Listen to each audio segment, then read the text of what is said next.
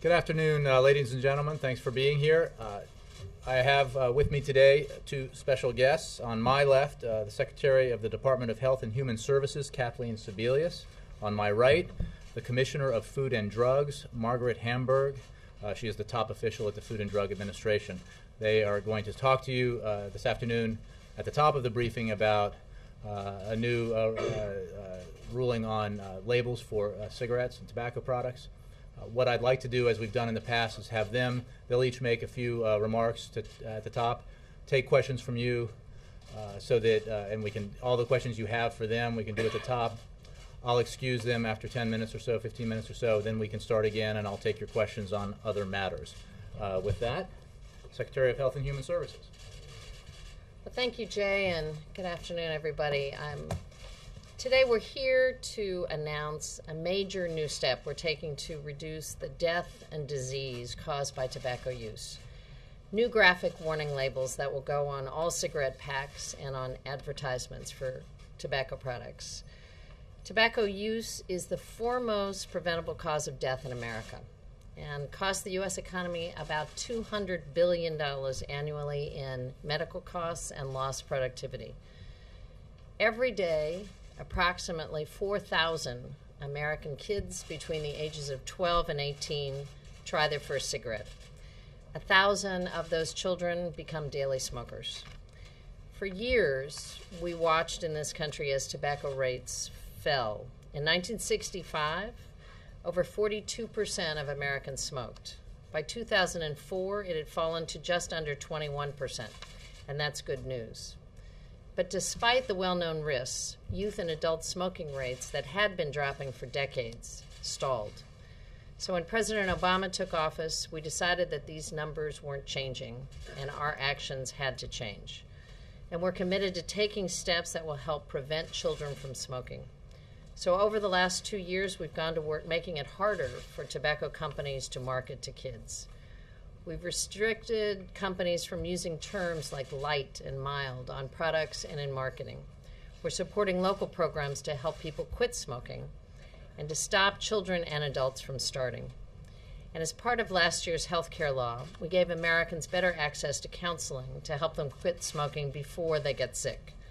So today we're announcing a measure that will forever change the look and message of cigarette packs and ads. The new graphic warning labels will be the toughest and most effective tobacco health warnings in this country's history, and they tell the truth. They'll replace the old warning phrase with pictures showing negative health consequences of smoking that have proven to be effective. Now, Dr. Hamburg will go into more detail, but with these warnings, every person who picks up a pack of cigarettes is going to know exactly what risks they're taking. Over the last 2 years, we've made giant strides in our fight against tobacco, and our efforts are paying off. So I'm here today with a renewed sense of hope and momentum that we can make tobacco death and disease a part of our past and not a continuous part of our future. So I'd like now to turn over the podium to our talented and dedicated FDA Commissioner, Dr. Peggy Hamburg. Thank you very much, Madam Secretary. First, let me say how proud I am of the part that FDA has played in this comprehensive, ambitious initiative championed by Secretary Sebelius and President Obama.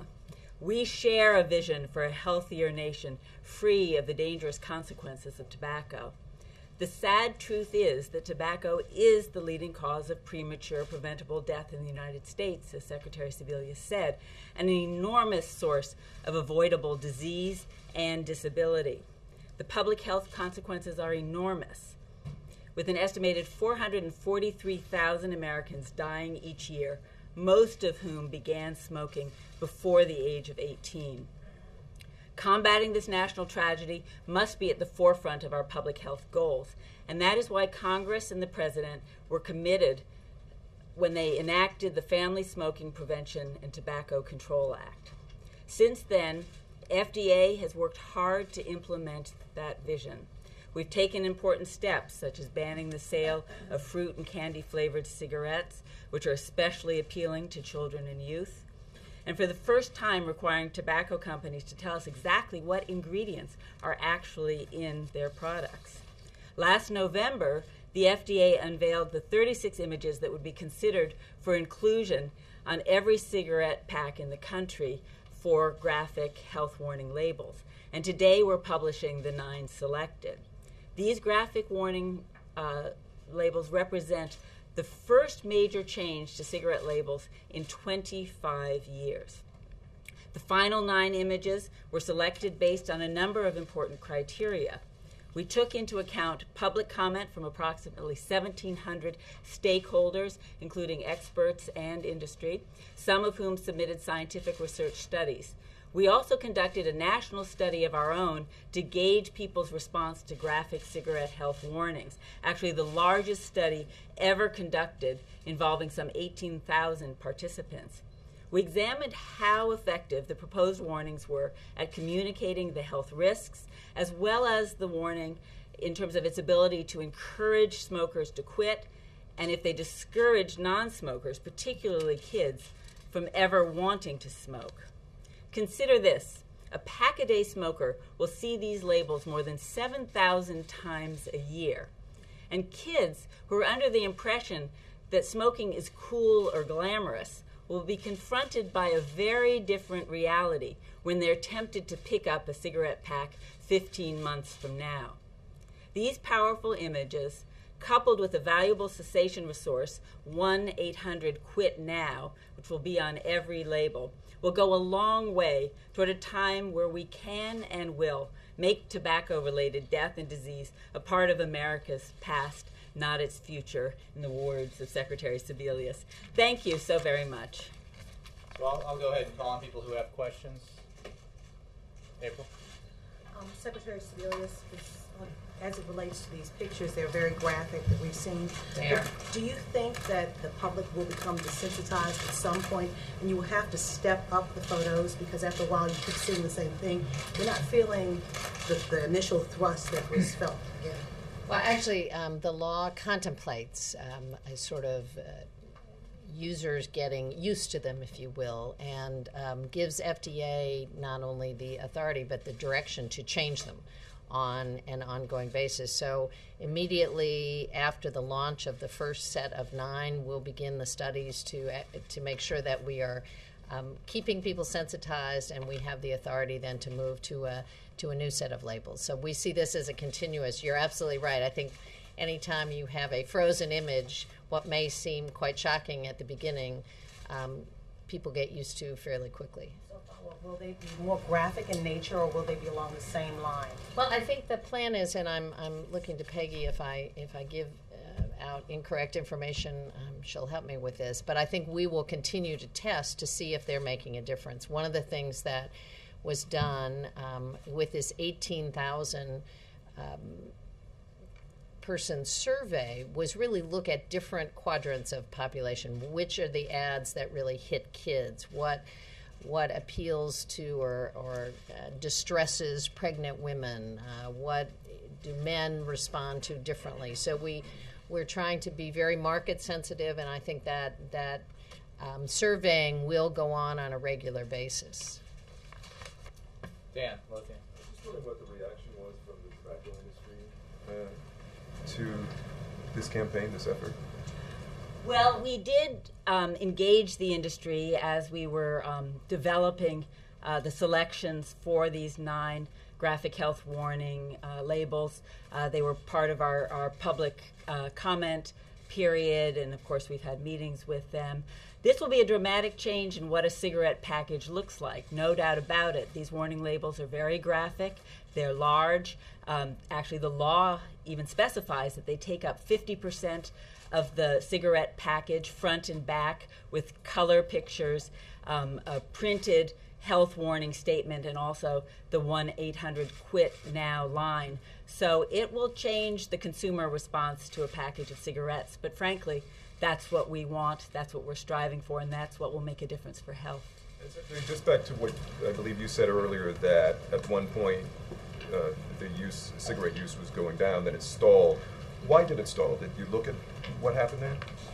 Well, I think we didn't have the law that's now in place that President Obama encouraged to be passed and then signed, which was the tobacco regulation law. So we've been able to really ramp up efforts since then. And I think, we hadn't made any progress on changes of labels. As Dr. Hamburg said, it had been 25 years since we had changed labels. A lot of the aggressive work that was done early on had become commonplace. So we really weren't doing much at all to focus on what is now killing about 443,000 Americans every year prematurely, the number one cause of preventable death. And certainly for kids, although some states have gotten aggressive, I think at the federal level there really just wasn't a national focus on this. And I think what the president made clear, and we are certainly very much engaged in, is this is now a new renewed national focus on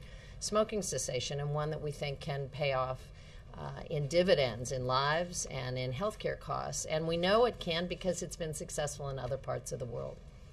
Peter? Dr. Hamburg, which of these images, specific 9 images, do you think will target teenagers, especially teenage girls who seem to be so attracted to smoking, picking up the habit? Well, I think that some of the powerful images certainly are a reminder of the health risks. Some of the images, like the one of the mouth with the sort of rotting, dirty teeth and the ulcerating lesion on the lip, are also reminders that smoking causes disfigurement. And I think that those are very powerful messages for potential teen smokers. And we do hope that each time they pick up that cigarette package, they will deepen their understanding that there are really serious consequences of that smoking. Is there anything in this campaign that would try to deter them from picking up the package to begin with? Well, of course, these images will also be part of print advertisements for cigarettes.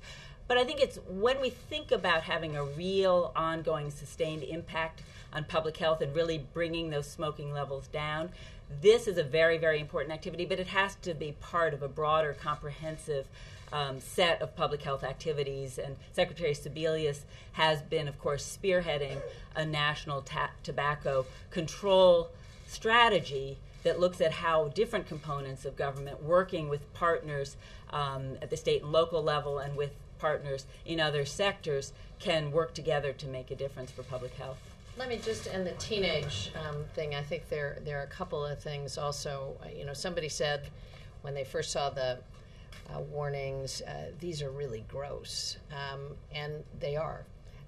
We want kids to understand smoking is gross, not cool, and there's really nothing pretty about having mouth cancer or making your baby sick if you smoke. So some of these are very driven to dispelling the notion that somehow this is cool and makes you cool.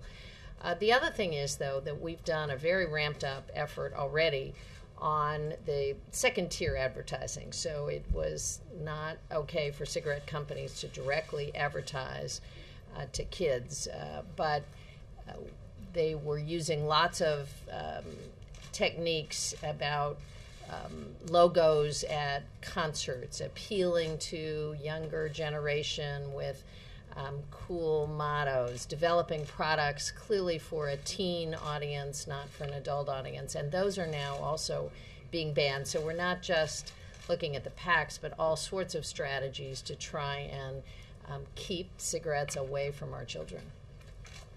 Chris, and I think Ann, and the gentleman behind Ann.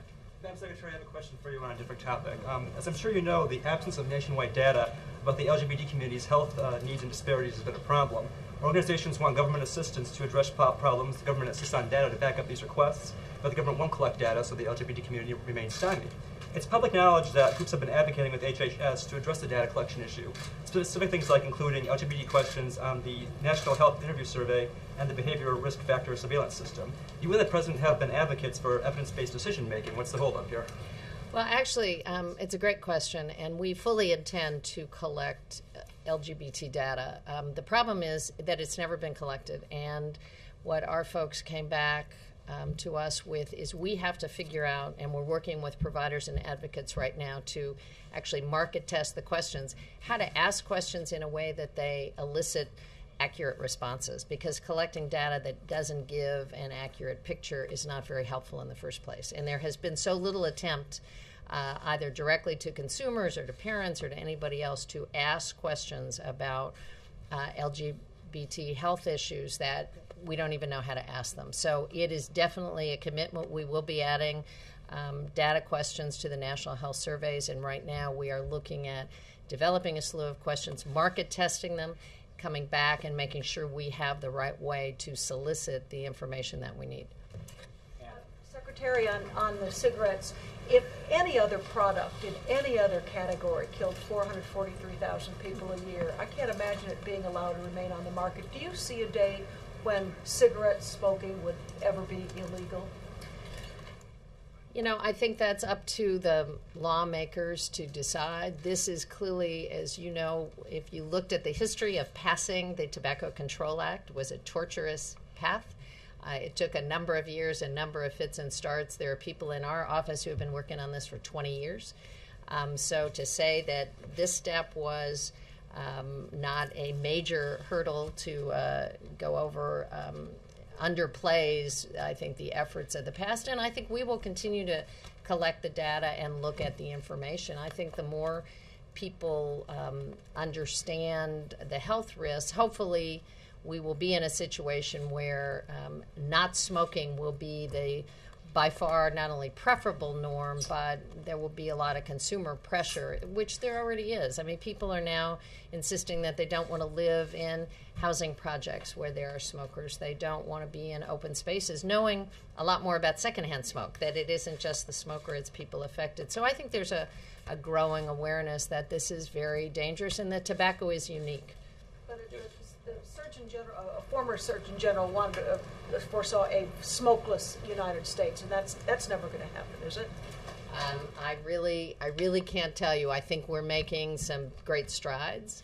I think the lawmakers have to take a look at the data and take a look at what they're willing to do. I think if you had ever told me that more than half the states in the country would have passed smoke-free laws and that the majority of cities have passed them, that we would be taking these kinds of steps against advertising and rebranding our cigarette packs, I would have said that's probably not going to happen anytime soon. But I think people are becoming very aware of the unique power of nicotine, the addictive quality, and also the fact that, as you say, that $200 billion a year in health costs that we clearly could spend better elsewhere, and the loss of 443,000 lives a year. That's a huge toll to take on a country.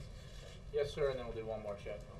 Thank you, Jay. Madam Secretary and Dr. Hamburger, I wanted to segue over to the proposed warnings and retooling of the recipes in cereals and desserts that have come out, that have been written primarily by Dr. Hamburger's office, as well as Federal Trade Commission and the Center for Disease Controls. Many in the food industry say this is a case of change the recipe or else. And do you see it that way? And will these eventually be enforced? These are the restrictions, of course, on cereals and other things. Well, I'll let Peggy also comment on this, because Dr. Hamburg's office has a particular set of these issues. There is a lot of effort underway in the area of nutrition, and certainly aimed at the obesity epidemic that is affecting 1 out of every 3 children and adults in this country. So whether it's the Less Move initiative, which is doing a lot of work voluntarily to get companies to begin to look at both sodium and sugar content and trans fat, or conversations going on in the industry itself to look at reformatting their products, or Walmart, who's now saying that as a major purchaser they only want suppliers who meet certain standards, or the CDC, which is looking at sodium, and the FDA, which is convening conversations around nutrition qualities, the reformatting of the new food plate that was announced by the Department of Agriculture, getting rid of the pyramid and looking at what healthy eating is. I think this is some space that is going to continue to have a robust conversation, because, again, it has a lot to do with underlying health costs and overall health of our nation. Peggy can talk a little bit about the FDA's involvement in this area. And these are just suggestions now, they're not enforced. I mean, what you're referring to is a request actually from Congress several years ago, I think, to the FTC to look at issues of food advertising to children, knowing that, of course, how we eat, what we eat does really matter for health.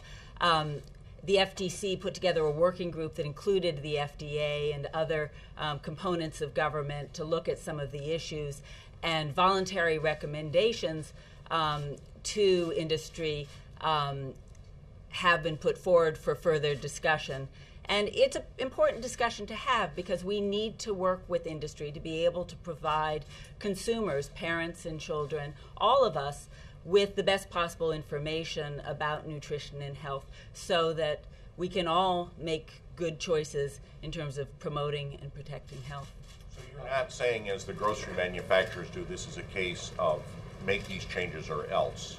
These are our voluntary recommendations, and we work closely in many domains with the Grocery Manufacturers of America and other industry representatives because how food is formulated, whether it's sodium, sugar, fat, really does matter for issues like obesity and heart disease and diabetes and other things. The food industry recognizes that there are ways that they can improve and make more attractive the food products that they're developing. We certainly have a vested interest in that as a public health agency, and we want to work with them on that. Last one, Chad. Following up on that question, really, there are some horrendously unhealthy foods out there. People who oppose this kind of regulation say the next step is to put pictures, graphic images of clogged arteries and fat encrusted hearts on really bad foods. Is that the direction you would go in a perfect world? Well, again, I think tobacco is unique. It is a product that is the #1 cause of preventable death.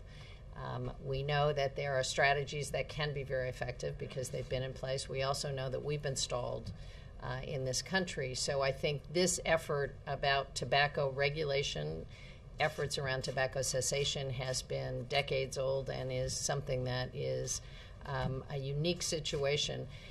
Having said that, I do think that there are going to be ongoing discussions as you look at the underlying healthcare costs, where we spend 75 cents of every healthcare dollar treating chronic disease. What are the areas, if you want to lower health costs and have a healthier country, that you can focus on? Certainly tobacco and obesity become two of the major underlying causes. So the work around obesity and healthier, more nutritious eating, more exercise will continue to be, I think, an ongoing focus. No graphic images on our food in the future.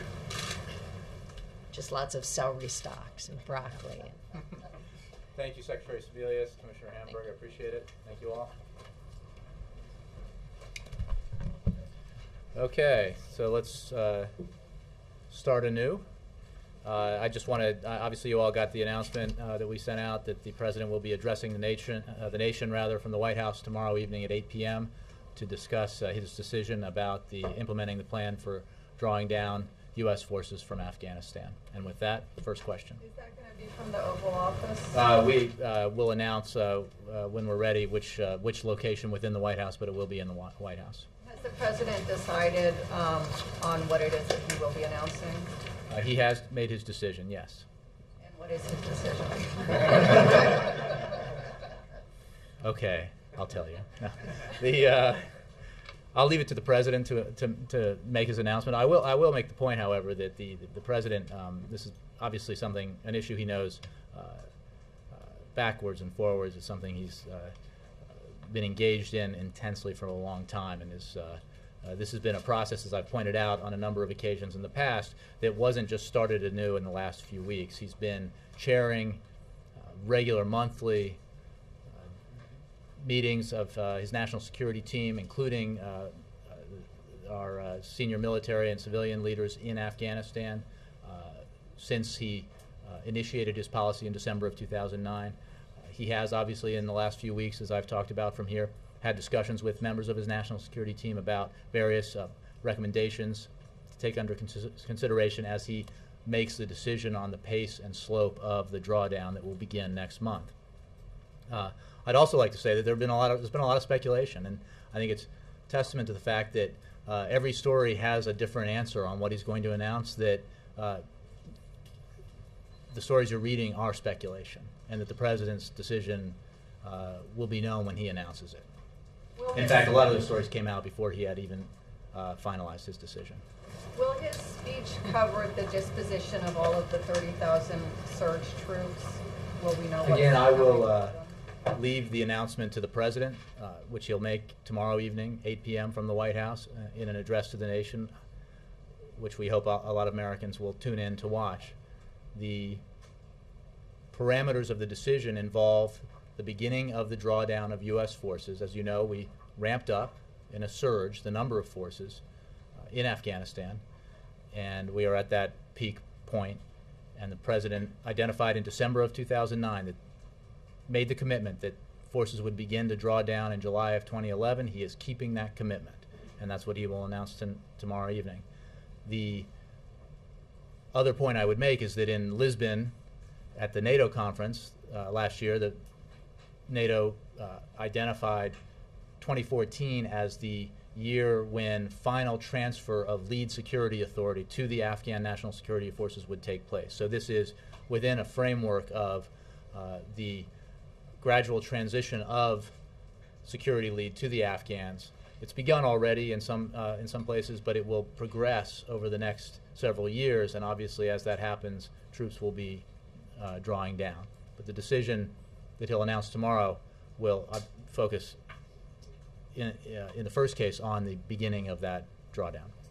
Is there a risk of taking people out too soon? I mean, you know, Senator McCain saying pull out only 3,000. Well, first of all, as you know, there are 100,000 U.S. forces in Afghanistan. Second of all, the president, as I said, is extremely knowledgeable about the situation in Afghanistan, about the success that our policy has had, that our strategy has met in Afghanistan since the beginning of its implementation in late 2009. I would note again that the president's objectives that he set out in that announcement were quite clear. Primary priority, primary objective, disrupt, dismantle, and defeat al-Qaeda. Second, stabilize Afghanistan so that it will no longer become a haven for terrorists like al-Qaeda who have as their goal doing harm to the United States. Those objectives are being met. We've had a significant amount of success in meeting those objectives, and the president is, as I said, been very engaged in the process in evaluating that. We are not there yet, obviously, but it's important to remember what the objectives were from the beginning and what they were not, and the president will, I think, make that clear again tomorrow evening. How much does the bin Laden death have to do with this decision? Look, the successful mission against Osama bin Laden highlights the broader success that we have had in going after members of al-Qaeda in the Afghanistan-Pakistan region. And it really is to the credit of our men and women in uniform as well as to our intelligence officials that we've been able to do that. That is part of the overall strategy that the president put into place. It is a high profile and highly significant success, but it is one that is representative of a broader success that the mission has achieved. Dan. Just to kind of bounce off of that, the cost of the war, I mean, some of the critics have said that that was another reason for not keeping large numbers in Afghanistan. Was that, how much weight was given to the cost in this decision-making process? The process was all about the mission that was laid out in December of 2009, the surge in forces that followed from that decision and that mission, and the evaluation of the success that we've had since that mission began. Having said that, we are always mindful of the fact that as powerful and wealthy as this country is, we do not have infinite and unlimited resources, and we have to make decisions about how to spend our precious dollars, and more importantly, how and when to use military force and put Americans in harm's way. That's a decision that obviously the President takes incredibly seriously. Obviously, he felt very strongly, as he said during the campaign, that we needed to refocus our attention on what had become the forgotten war in Afghanistan, that we needed to end the war responsibly in Iraq. He is keeping that obligation and keeping that commitment. As you know, he's withdrawn more than 100,000 troops from Iraq, and we are on track to fulfill our obligation under a status of forces agreement with the Iraqi government to withdraw all of our forces from Iraq by the end of the year. Secondarily, we needed to refocus our mission on Afghanistan, on particularly al-Qaeda, the threat that brought us to Afghanistan in the first place, and he has done that. That has been the focus of the process that has led to the decision that he made. Earlier you said that there are a lot of numbers out there and some are missing the mark. But is the President willing to go against some of the advice from his military leaders who wanted a slower withdrawal, a smaller number rather than larger? I would say simply, Dan, that the President is Commander-in-Chief, and as was true when he oversaw the incredibly sweeping review of our policy in Afghanistan, in which he insisted that every assumption be examined, every assumption underlying every policy option be examined and examined again and tested. He is in charge of this process, and he makes the decisions, and this decision will be the Commander-in-Chief's. Yes, Jim. You mentioned the terrorist threat. You don't mention the Taliban's capability. Is there a pivot here? You know, I knew there was let me just make clear that among the goals, and I get this right 9 times out of 10, but the objectives that the President laid out in December of '09 were: 1, disrupt, dismantle, ultimately defeat al-Qaeda; 2, reverse the momentum that the Taliban had leading up to that, and then to stabilize Afghanistan in order to give the Afghan government the breathing room it needs to build up the Afghan national security forces and to prevent Afghanistan from again becoming a haven for al-Qaeda and terrorists who have the United States as their goal. Now, it is important to note that defeating the Taliban is not the objective here. Reversing the momentum of the Taliban is an objective, and we have had significant success in achieving that objective. The fact of the matter is that any solution, any end to the violence or hostilities in Afghanistan in whatever time period will require some sort of reconciliation between Afghans, and that includes the Afghan Taliban. We've talked about this. We talked about it as recently yesterday, that we support the initiative led by the Karzai government to explore reconciliation possibilities. But if you look at the Taliban, so if you look at the total number of security incidents and you compare them season by season, which is the way the military says it's the right way to do it, you compare October 2010 to March 2011 to the same period, 09 to 010, incidents up. You compare last year, May to September, to the previous year, incidents are up. But you know that the primary reason for that, or a primary reason, and I don't want to pretend like I'm a military analyst, but we have more boots on the ground. We have more soldiers engaging because we surged troops by 30,000 plus. So no question. And the military that's obviously, we've been taking the fight to the Taliban as well as going after members of al-Qaeda.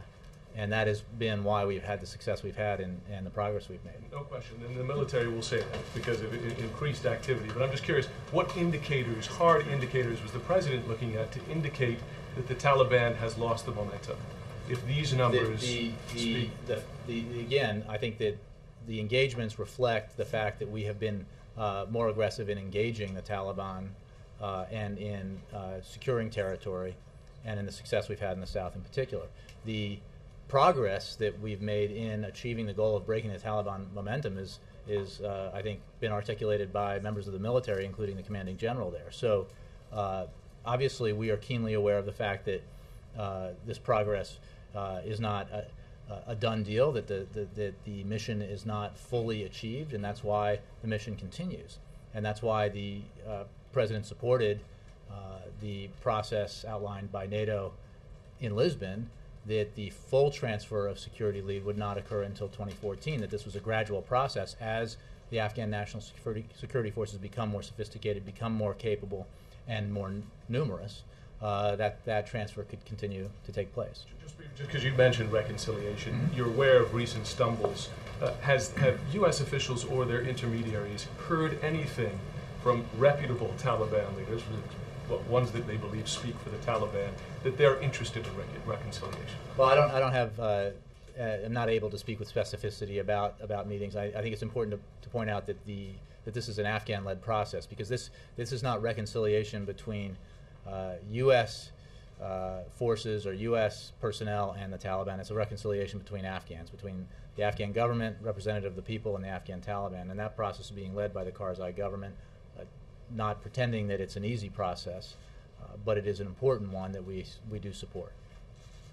Yes, Chip. Thanks, Jay. Could you tell us the specific circumstances of his decision, who he was with, exactly when, after a meeting with whom, who has he told? Well, I'm not going to get into like a tick-tock of all the process, but I think I've talked about the fact that he's met with members of his national security team, principals, as well as others on his in his national security team a number of times, and those meetings continued up through today. So, and he's been, again, this is not something that he was starting from scratch on. So he has been working through his decision over the course of the last several weeks and finalized that decision today. And he made that decision during a meeting with some members of his team? Again, I wasn't inside his brain when he sort of, and he sort of said, this is the moment what I've decided, but he did meet with national security team members today and inform them of his decision. You don't have that kind of access? And why? Has he told you? I'm aware of the decision, correct. So it's pretty widely disseminated in the administration at this point? It is not widely disseminated. The meetings have been quite small. Okay. Will the Pentagon be pleased with the decision? Look, I think that this is a decision made in consultation with his national security team, and beyond that, I think we'll wait and see what the president announces tomorrow at 8 p.m. Just for clarification, let me just meeting with Secretary Gates, is that to inform him? That is his weekly meeting with Secretary Gates, which is, as I've tried to explain on a number of occasions here, is separate from this process. Doesn't mean they don't talk about Afghanistan and Pakistan, because that's always an issue to be discussed and could be discussed at his weekly meeting, but that is separate from this process. Thank you.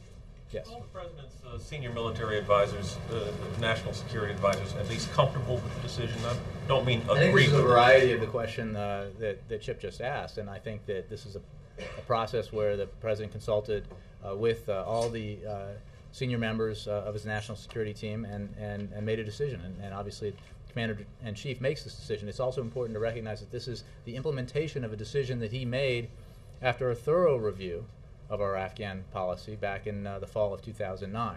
He identified then that in July of 2011 we would begin the drawdown from our high mark of 100,000 U.S. forces in Afghanistan in July of 2011, and he is keeping his commitment. Members of Congress have not been shy about offering their advice. Have they contacted the president? Has he gotten a lot of calls? We have made a particular effort to regularly consult with Congress on issues related to Afghanistan and Pakistan generally. Over the past few weeks, principals from the White House National Security Staff, the Defense Department, the State Department, and others contacted key senators and representatives from both parties, leadership, committee chairs, and ranking members, as well as rank-and-file members, to solicit their advice specifically on the July decision and on the way forward in Afghanistan. There were more than 24 such conversations. Some were brief, others were lengthy, and they delved into many aspects of U.S. policy in both Afghanistan and Pakistan. Have an impact on the president's decision? I think he greatly appreciates and values the insights that members of Congress provide on this issue, as he does on other issues. I think those conversations are ongoing and very helpful.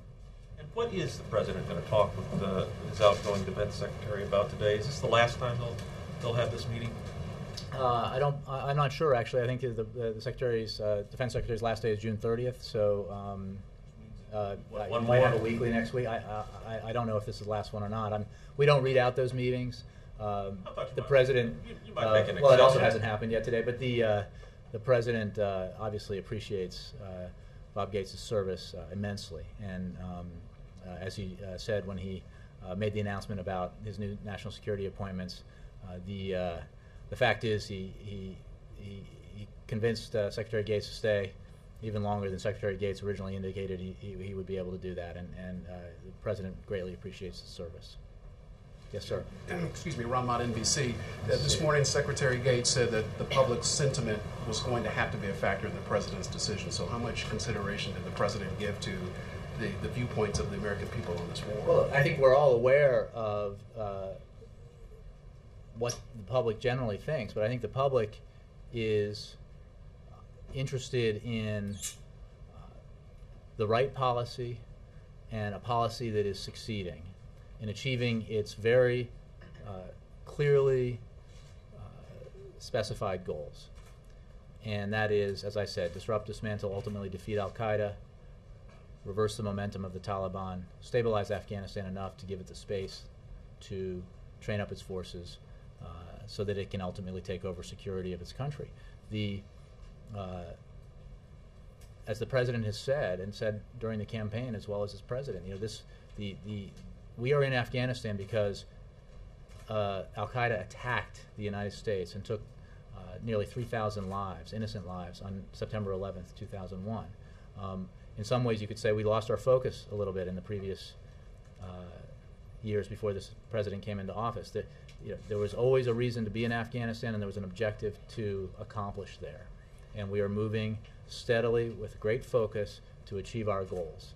And that's why the President wants to speak to the nation tomorrow, and he's not doing it during the day, and he wants to do it at night so he can reach the American people and explain this decision, make clear that he is keeping the commitment that he made in December of 2009 to begin this drawdown, and explain again why this is important. To borrow a late-night TV phrase, is he going to adopt a set-it-and-forget-it approach to this drawdown, telling the American people about the schedule between now and the end of next year, or is he going to pay attention to a possible surge in the unpopularity of this war among the American people based on what he says tomorrow? I think this goes back to answer to Dan Lothian's question, which is this is about the implementation of a strategy, and this President made the decision that this was a strategy that was right for national security interests of this country. It is a strategy that we believe has led to our successes in taking the fight to al-Qaeda, including in the successful mission against Osama bin Laden. It has led to our successes in stopping the momentum of the Taliban, and to our successes in training up Afghan security forces and preparing them to take security leads. So, this is the focus. It's the mission, and where we are in that process of achieving our objectives, and keeping the commitment that he made to begin the drawdown in July of 2011. Will we hear some flexibility, though, and that he will leave himself some wiggle room for changes down the road? Well, I think that I will leave the decision, I will leave the announcement to the President and all the details around it and the parameters that encompass his decision. Mark. Briefly, you said he's going to talk about numbers for July, which is obviously the starting point. He'll talk more broadly about the mission, about our goals, about the Lisbon 2014 date. But I'm not going to be drawn into providing more details about numbers and time frames, because I think this is the President's decision to announce. Of course, I understand it's obviously his to announce, but is he going to be using numbers for anything for the rest of the year? Is he going to be using numbers for beyond this I think year? that falls into a discussion of the details that I don't want to get into from here.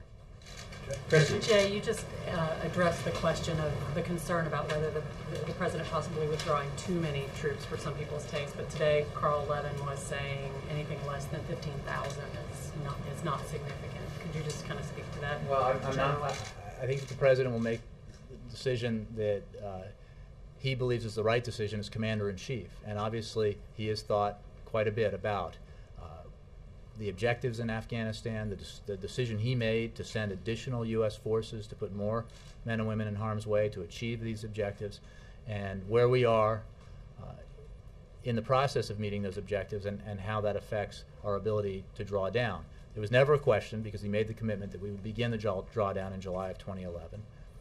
And there was never a question, since the commitment was made by NATO in Lisbon, that we would complete the transition to full Afghan security lead in 2014. as we've said also previous to this, that the decision about the pace and slope of the drawdown would be based on conditions on the ground, and the President is keenly knowledgeable about the situation in Afghanistan regarding our forces and our civilian mission. Jackie. Jay, how much of a factor were the comments and the behavior of Hamid Karzai, especially lately, when in terms of suggesting that American troops were occupiers, and that the aid that Americans provide is contributing to corruption, and that reserving the right to deal with the foreign troops in a manner like Afghans have throughout history. How much of a factor was that? Well, I addressed this some yesterday. I was asked about those comments, and I would simply say that we are very proud and of the contributions the United States has made in Afghanistan, both its civilian and military personnel. We have,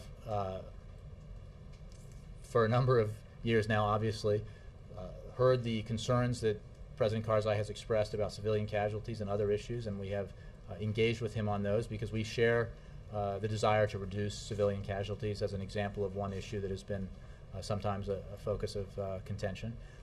But the reason we are in Afghanistan is to meet our objectives. We believe strongly that those objectives also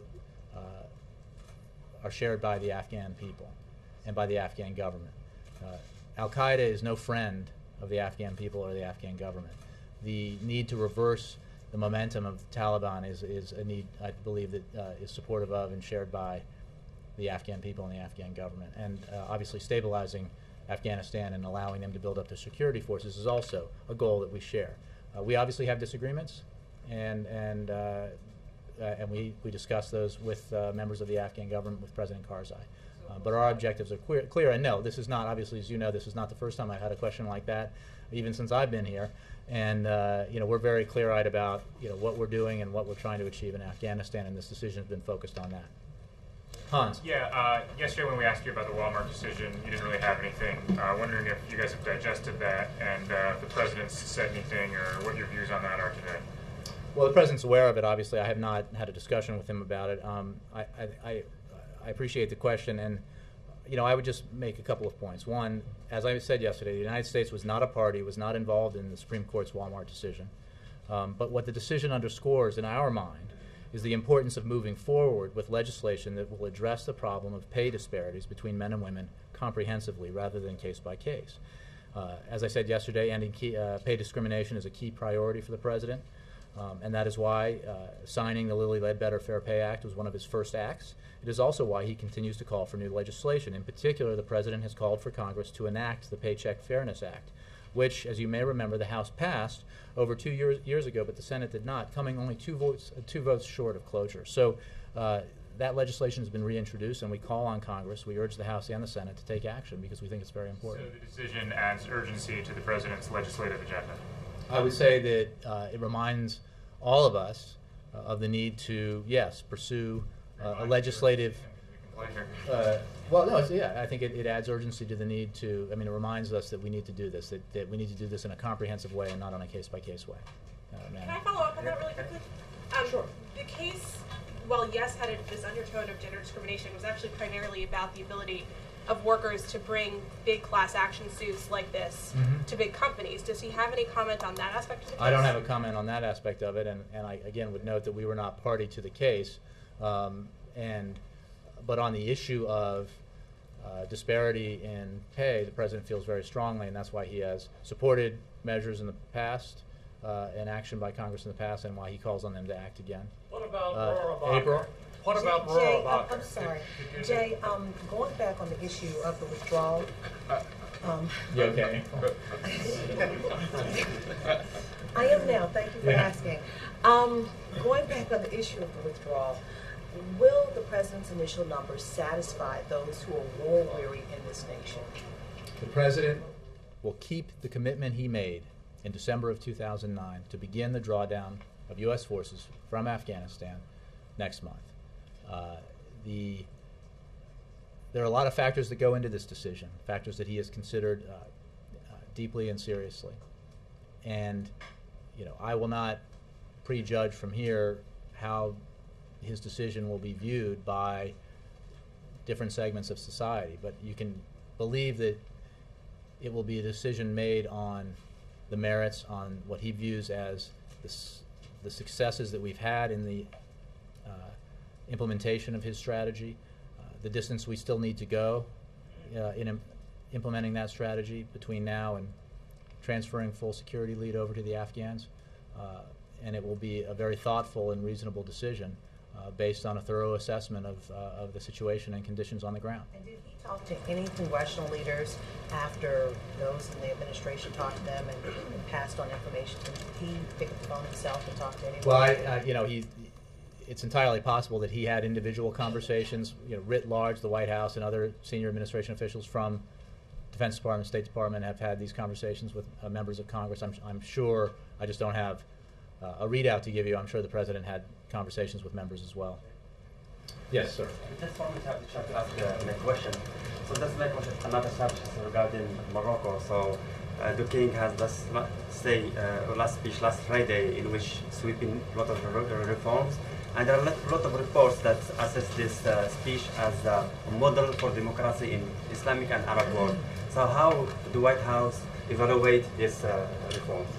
Well, I have to confess that I don't have a specific reaction to that speech or those proposed reforms. As we have said, we believe very strongly that the path forward in the region is to embrace political dialogue, embrace political reform, engage with civilians in a peaceful manner in order to bring about the kind of change that civilians all over the region are demanding. Again, I can't give a specific response to that speech, but I think that broadly that is the way we view the need for reform in the Middle East and North Africa. Can we stay in the region? Can we stay in the region? Sure. Syria. Thank you. Syria, it has been more than 24 hours that President Assad gave his speech. First of all, U.S. administration is satisfied with the Assad regime? Well, I would say that the President Assad's speech contained little, if anything, that he and his government have not said before. And as I said yesterday, words are what matter. Words are not what matter, rather, actions. Getting a little tired. Are we in hour 2? Words matter too, I know, you guys. But words, it's not words that matter, it's actions that matter. And what the Syrian government needs to do is to cease the violence against its own people and to engage in dialogue in a peaceful way with the Syrian people who are demanding change and are demanding a transition. And we believe that President Assad needs to either lead that transition or get out of the way. What about Rohrabacher? What about Rohrabacher? Can you just answer that one question? I don't even know what that question means, Lester. Congressman Dana Rohrabacher led a congressional delegation of 6 to Iraq. They were expelled by that nation after he asked their Prime Minister of the U.S. could, from Iraqi oil revenues, be paid back the money it is given to Iraq? That's the question. I'm not aware of that, Lester, so I don't have a reaction. Does the President welcome the McCain-Kerry resolution that would authorize? We do welcome the resolution, and as I've said in the past, we support that and would welcome passage of it by the Senate, and if it were taken up in the House, by the House as well. Thank you. Thanks very much, guys.